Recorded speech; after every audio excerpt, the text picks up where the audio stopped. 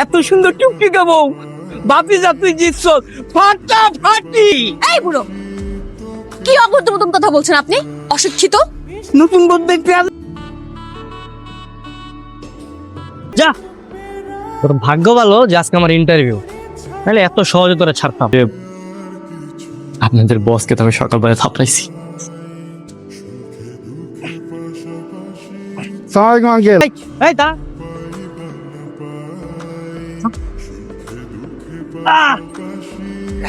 এই না আঙ্কেল আপনার মানি ব্যাগ। ইস, তোমার তো অনেক ক্ষতি হয়ে গেল বাবা। এই মানিব্যাগের জন্য তোমার এত বড় ঝুঁকি নিয়ে ঠিক হয়নি।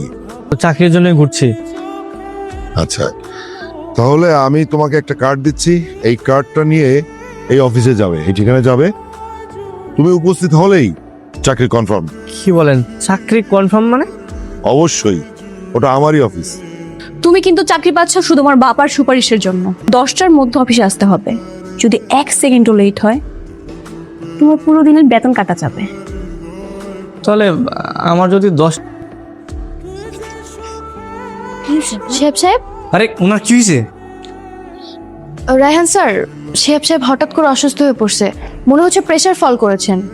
এখন তো অবস্থা বেশি একটা ভালো না। এই ওনার ধরো, তাতে ডাক্তার কাছে দিতে হবে। খুলেন, ওনার হসপিটালে নিয়ে যেতে হবে। হসপিটাল? তুমি আমার সবার সামনে চোখ খুলে দিয়েছো। সবার সাথে আমি কত খারাপ ব্যবহার করতাম। ছি, সবাই আমাকে এতটা ঘৃণা করতাম কখনো বুঝতেই পারিনি। কিন্তু তুমি আমাকে সেটা বুঝিয়ে দিয়েছো। বোঝার জন্য অনেক অনেক থ্যাঙ্কস। কিন্তু আপনি যে আমাকে বিয়ে করতে চান, আপনার বাবা চৌধুরী সাহেব কি রাজি হবেন? উনি যদি জানে আমাকে কিন্তু ঘাড় ধাক্কা দিয়ে অফিস থেকে বের করে দিবে। দেখো, আমি তোমাকে হারাতে চাই না। বাবা যদি মেনে না নেয়, প্রয়োজনে আমরা কাজ অফিসে যাই, তারপর বিয়ে করব। রায়হান, ছি। তাহলে আপনাকে এখন থেকে কি ডাকবো? রায়হান ভাই নাকি ম্যামের হাজবেন্ড দেখে স্যার বলে ডাকতে হবে? আচ্ছা, রেখার বাবা মানে আমার শ্বশুর মশাই কোথায় আছেন? এখানে কি আছেন? উনি তো চিটাগং গেছেন, 3 দিন পর আসবেন। এসে জানি কি না করেন।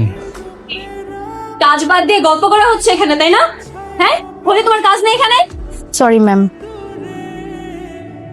রায়হান, তুমি একটু আমার সাথে বাইরে চলো, কথা আছে। হ্যাঁ চলো। আমি তোমাকে চলো তাহলে যাই।